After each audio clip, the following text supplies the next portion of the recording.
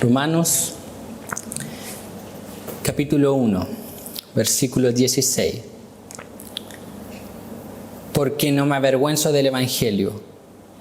Porque no me avergüenzo del Evangelio, porque es poder de Dios para salvación a todo aquel que cree, al judío primeramente y también al griego. El versículo que acabamos de leer fue escrito por el apóstol Pablo, obviamente inspirado por el Espíritu Santo de Dios. Y él escribe esta epístola llamada Romanos, llevando este título por la siguiente razón, porque él estaba escribiendo a la iglesia que estaba en Roma. Roma era la capital del Imperio Romano. Esta epístola fue escrita aproximadamente el 57 o 58 después de Cristo. Y Roma era la capital mundial. Roma, para que usted tenga una idea, tenía una población de 1 millón de personas. Y ahí había una iglesia. Y el deseo del apóstol Pablo era predicar en Roma. Esta iglesia fue fundada posiblemente por creyentes que estuvieron en el día de Pentecostés, Hechos capítulo 2, que luego se van a Roma y fundan la iglesia en Roma. El propósito de Pablo al escribir Romanos era instruir a la iglesia en las verdades de la gracia del Evangelio. Pablo escribió más del 50% del Nuevo Testamento. Y en la mayoría de sus cartas eran cartas por causa de algún problema que estaban ocurriendo en las iglesias en ciertos lugares. Sin embargo, en Romanos no encontramos esos problemas. La causa no fue un problema. La causa era la instrucción. Pablo quería instruir a la iglesia. Y es por eso que la epístola a los romanos es conocida como la carta magna del apóstol Pablo. La mayor en enseñanza, en doctrina, en orden. Esta epístola muchos la asemejan a una mini teología sistemática, que es poner las enseñanzas de Dios en orden, en una línea entendible. Y los versículos 16, que es el que acabamos de leer, y el 17 muestran la tesis que Pablo va a desarrollar en todo el libro de Romanos, el Evangelio de Cristo. Y el apóstol Pablo comienza diciendo lo siguiente: ¿por qué no me avergüenzo del Evangelio? Es interesante que Pablo comienza con un por qué, es decir, respuesta. Pablo está respondiendo aquí. Y para entender eso nosotros debemos volver hacia atrás. Desde el versículo 13 al 15 dice lo siguiente: pero no quiero, hermanos, que ignoréis que muchas veces me he propuesto ir a vosotros, pero hasta ahora he sido estorbado, para tener también entre vosotros algún fruto, como entre los demás gentiles, a griegos y a no griegos, a sabios y a no sabios. Soy deudor. Así que, en cuanto a mí, pronto estoy a anunciaros el Evangelio también a vosotros que estáis en Roma. Entonces Pablo dice, ¿por qué no me avergüenzo del Evangelio? ¿Por qué?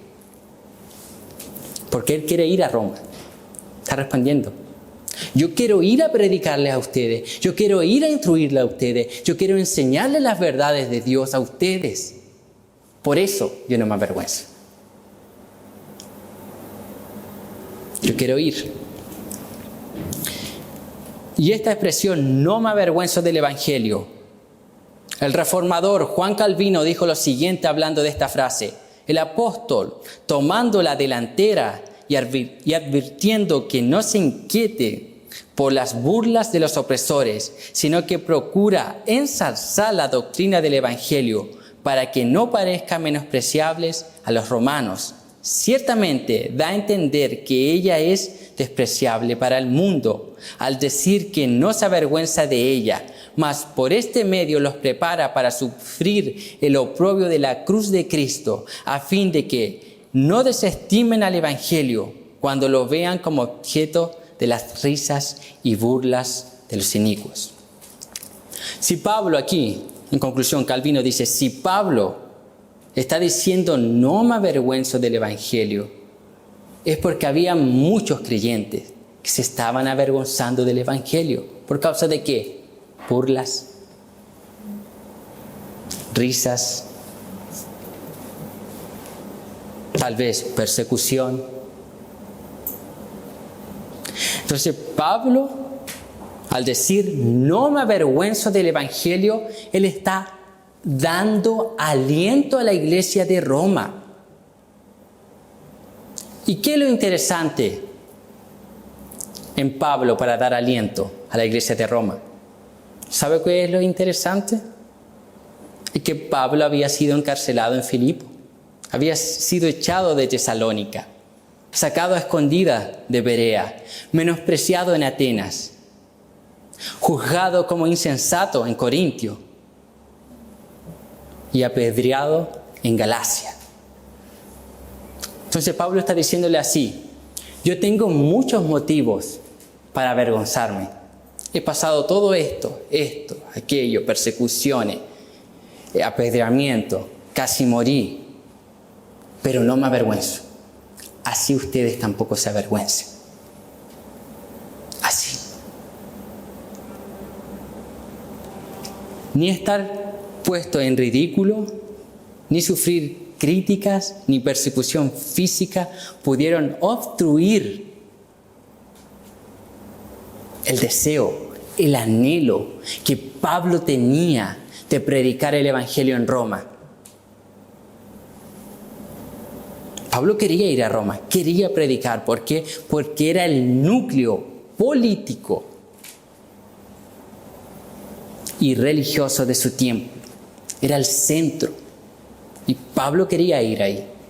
Y nada se lo impidió. Nada. Fue allá. Se la arregló para ir allá.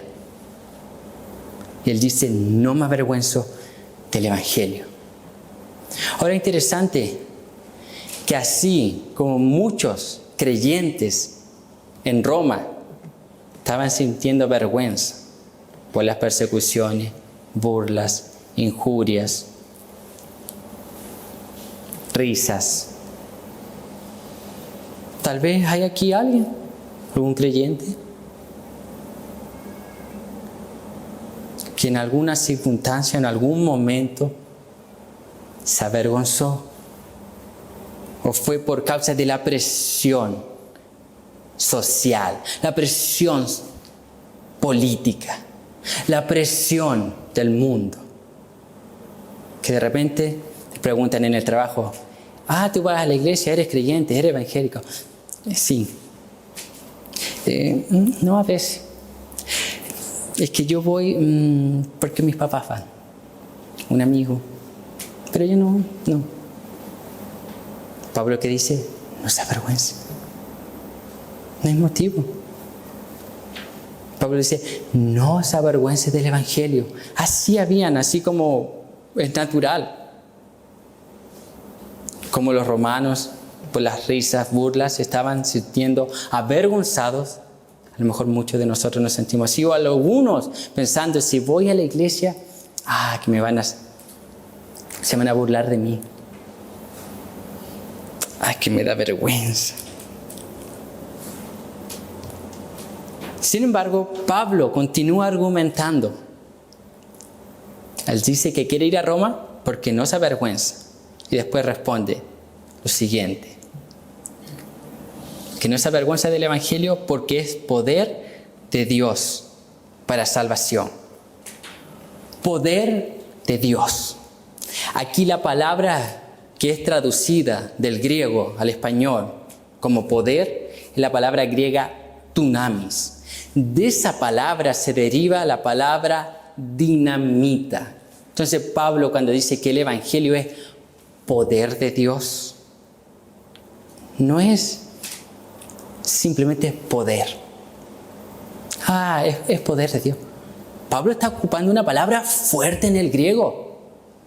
Imagínese si usted pone aquí, en este lugar, una dinamita. ¿Qué produce? Caos, destruye todo esto. Impacta, produce un shock. Así dice Pablo que es el evangelio. Poder verdadero, genuino. Esta palabra que Pablo usa aquí como poder muestra la fuerza activa de Dios para salvación, que no es simplemente letra muerta, sino que es poder en acción, enérgico para salvar. Enérgico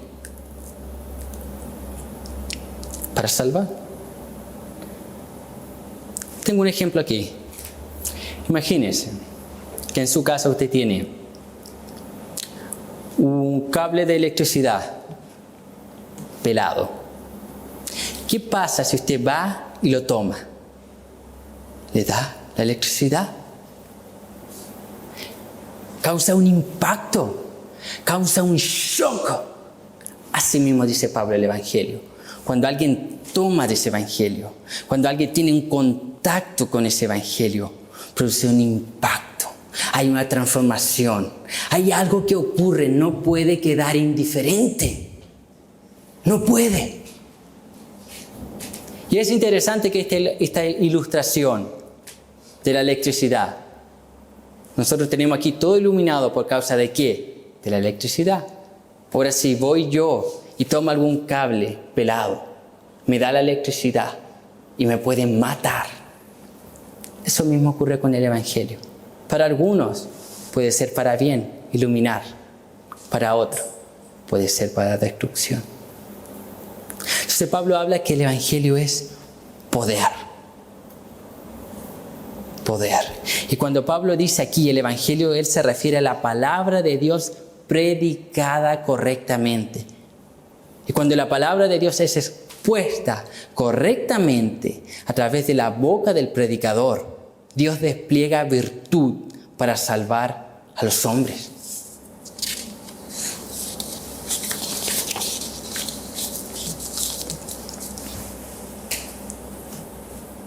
¿Y por qué se necesita ese poder, ese impacto, esa transformación, ese shock?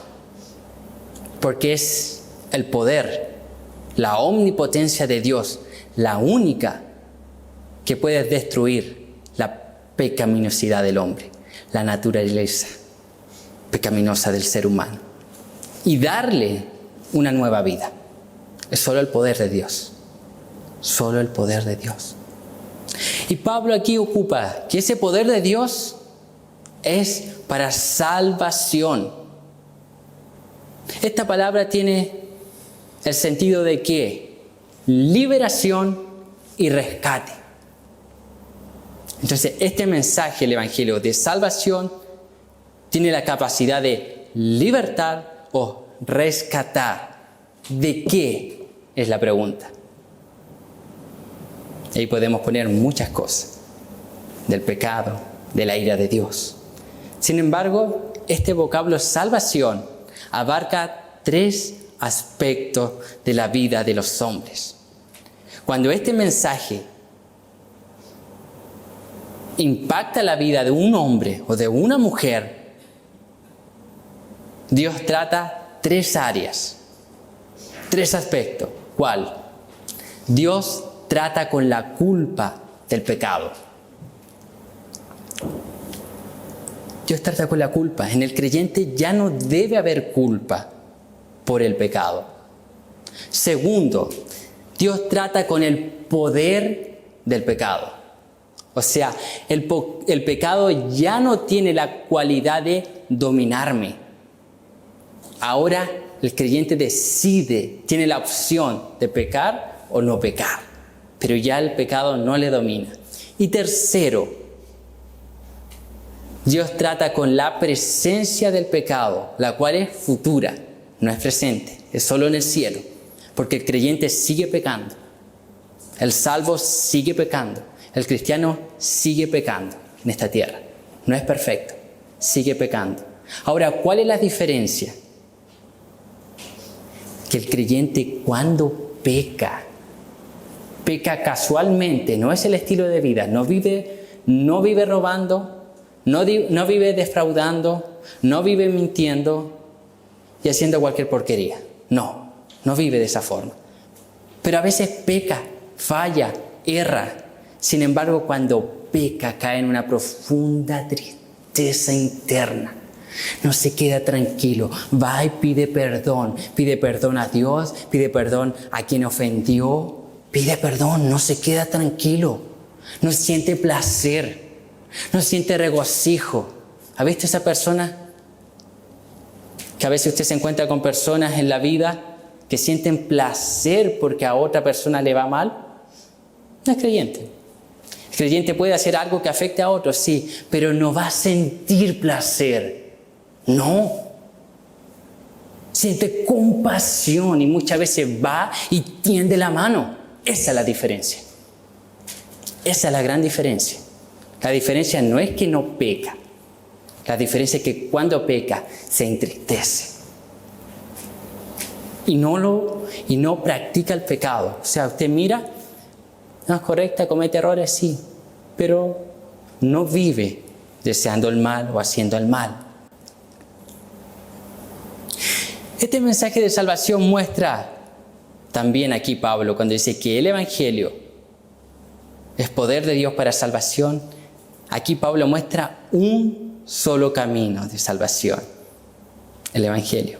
Y al mismo tiempo él excluye cualquier otro camino de salvación, que es lo que hablaba aquí el hermano Ignacio, que recorrió casi todo el mundo, fue hasta el otro lado del mundo buscando la verdad. No la halló. Volvió frustrado y la verdad la encontró ahí.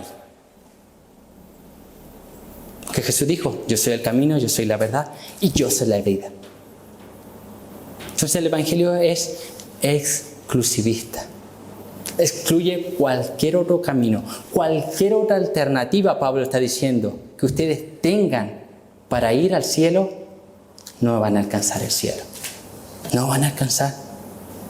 Cualquier otro medio, aparte del Evangelio, aparte de Cristo, no sirve. Y Jesús dijo, yo soy el camino, artículo definido, yo soy el único camino. Es interesante que Cristo no dijo, yo soy un camino. Porque si hubiese sido podría ser uno de los caminos. Él ocupa artículo definido, yo soy el camino. El único camino. Exclusivismo.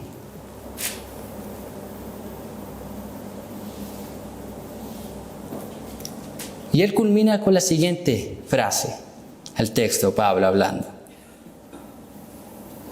Que dice, porque es poder de Dios para salvación a todo aquel que cree, al judío primeramente y también al griego. A todo aquel que cree.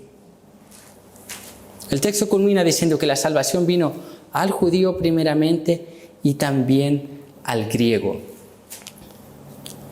Obviamente que la salvación vino primeramente a los judíos, si vemos el Antiguo Testamento. Vino a ellos la luz, pero luego a través de ellos vino también, o posteriormente a ellos vino a nosotros. Aquí Pablo ocupa el término griego. Él hace uso de una figura retórica llamada sinekdoke, que quiere decir que él coloca una parte por un todo. Es decir, cuando él dice griego, él no se está refiriendo específicamente a los griegos, al país, al territorio. No, él se refiere a todos los seres humanos aparte de los judíos. ¿Por qué él usa griegos? Porque lo que dominaba en su tiempo, a pesar que el imperio era romano, se mantenía la cultura helénica o la cultura griega, que era la filosofía, el pensamiento, era el lenguaje, el griego koiné, era el lenguaje de comercio. Si usted no hablaba griego no podía comerciar. Entonces, por eso que Pablo usa griegos, refiriéndose a todos nosotros, a judíos, también a griegos. Y él anteriormente dijo, al que cree. ¿Qué significa creer? Esa palabra significa confiar, apoyarse en o tener fe en algo. Aquí Pablo está hablando de la fe salvífica, de la fe que salva. Esta fe ocurre en un momento histórico en la vida de los hombres, pero también tiene una condición de perseverancia y es continua. Es continua. A veces nosotros hablamos de fe y es algo abstracto, queda en el aire, no hay mucho, creer, queda todo ahí. Sin embargo, la fe salvadora actúa en 3 áreas. Actúa en el área mental, en el área emocional y en el área volitiva. Mental. La mente entiende el Evangelio y la verdad. La mente entiende el Evangelio y la verdad acerca de Cristo. Si alguien quiere anotar y después buscar Romanos 10, 14 al 17. Segundo, emocional. La persona manifiesta que ha recibido la veracidad de estos hechos con tristeza por el pecado y gozo por la gracia y misericordia de Dios. Romanos 6, 17. Y volitiva, el pecador somete su voluntad a Cristo y confía solo en Él como la única esperanza de salvación. Romanos 10, 9. Es decir, que la fe genuina, verdadera, produce frutos. Frutos. Pablo dice, el que cree en el Evangelio, en el poder de Dios, alcanza salvación. El que cree. Y esa fe produce frutos. La doctrina protestante o reformada se caracteriza por el eslogan de que somos salvos por gracia. Sola gracia. Y es verdad. No hay mérito ni uno. No hay ningún mérito en el hombre para ser salvo. Yo no voy haciendo cosas buenas delante de Dios para ser aceptado por Dios. No. ¿Por qué? Porque Isaías dice que nuestras mejores obras son como trapos de inmundicia. Nuestras mejores. Ahora, yo no quiero ni imaginar qué son delante de Dios nuestras peores obras. Entonces, la fe genuina produce frutos. La fe verdadera produce frutos. En palabras simples, produce obras. Obras. Pero estas obras son resultado de la fe. Y no son obras para adquirir la fe. Las obras son después de la fe, no antes de la fe.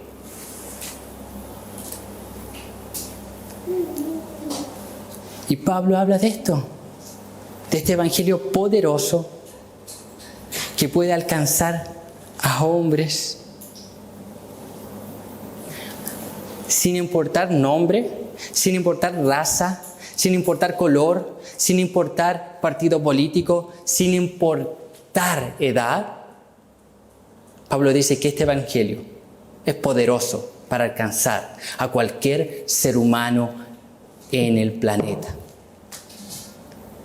Poderoso. Sin embargo, como dije anteriormente, este evangelio al final de cuentas se resume en lo siguiente: para uno es para salvación y para otros lamentablemente es para condenación. Segunda de Corintios 2, 15, 16 responde a esto. Dice lo siguiente: porque para Dios somos grato olor de Cristo en los que se salvan y en los que se pierden, a estos ciertamente olor de muerte para muerte, y a aquellos olor de vida para vida, y para estas cosas, ¿quién es suficiente? El evangelio es poderoso para salvar, pero al mismo tiempo es poderoso para condenar. Aquel que está en Cristo, aquel que se vuelve a Cristo, está salvo. Aquel que no, aquel que rehuye, se aparta. Así como Adán, cuando come, se aparta, se distancia. Hay una barrera. Así mismo. Es para condenación. Entonces, en conclusión, lo que Pablo aquí habla, que él no se avergüenza del Evangelio, porque este Evangelio es poder de Dios para salvación a todo aquel que cree, al judío primeramente y también al griego. Mi querido, Pablo está diciendo lo siguiente: este Evangelio fue capaz de transformar mi vida. ¿Quién era Pablo? Pablo, antes de ser cristiano, era un judío celoso. Celoso. La Biblia dice que él fue circuncidado al 8º día. Observaba la ley perfectamente. Él era miembro de la secta de los fariseos, los judíos más celosos, más santos desde el punto de vista humano. ¿Usted pensaba que Pablo perdía el tiempo viendo televisión? ¿No? ¿Usted piensa que Pablo perdía el tiempo, no sé, así yendo a cualquier lugar? No, él era celoso, estaba ahí, hombre devoto, de ayuno, hombre tan celoso por su religión judía que él fue capaz de perseguir a los cristianos. Él perseguía a los cristianos. Él no era alguien a favor del Evangelio, no. No. Él no era un seguidor de Cristo, no. Pablo perseguía a los cristianos. Pablo arrancaba, entraba a casa, derrumbaba mesa, entraba familia, para acá, vamos, tomando preso, iba, pedía al sumo sacerdote cartas para ir a buscar cristianos a otros lugares. Era un asesino, un perseguidor. Sin embargo, Pablo iba en una ocasión camino a Damasco, una ciudad. Y cuando él iba camino a Damasco, llevaba cartas para prender a los cristianos, para encarcelarlos. De repente, él dice que ve una luz, oye una voz. Se le aparece Cristo. Pablo, Pablo, ¿por qué me persigues? Simplemente eso. Se da la conversión de Pablo. Transformado, impactado. ¿A través de qué? El poder del Evangelio. Pablo aquí no está hablando de una filosofía. Pablo aquí no está hablando algo que queda simplemente en el papel, ¿no? Pablo está hablando algo que era real en su vida. El Evangelio lo había tomado, impactado, había producido un shock, un cambio extraordinario, mi amigo. Fue un impacto, mi hermano. No fue cualquier cosa. Es como decía el hermano Ignacio, él buscando allá no era simplemente lo que ocurrió con él, no era simplemente palabra, no era simplemente argumento, no, se produjo algo en él, algo internamente. Su corazón fue transformado, las escamas comenzaron a caer, él logró ver la verdad de Dios. ¿Por qué? Porque es poder. Esa es la diferencia. ¿Será que la verdad de Dios está haciendo poder en usted? ¿Será que Dios está ahí, obrando? A lo mejor usted vino aquí por cualquier otro motivo. A lo mejor para cumplir simplemente un compromiso. O a lo mejor por curiosidad, para saber cómo era.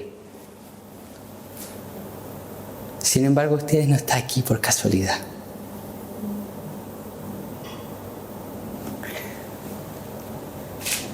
No está aquí por casualidad. Usted está oyendo esta palabra aquí por un motivo certero, el cual cualquier creyente va a concordar conmigo, que el único propósito por el cual usted está aquí es porque Dios puede salvar su alma,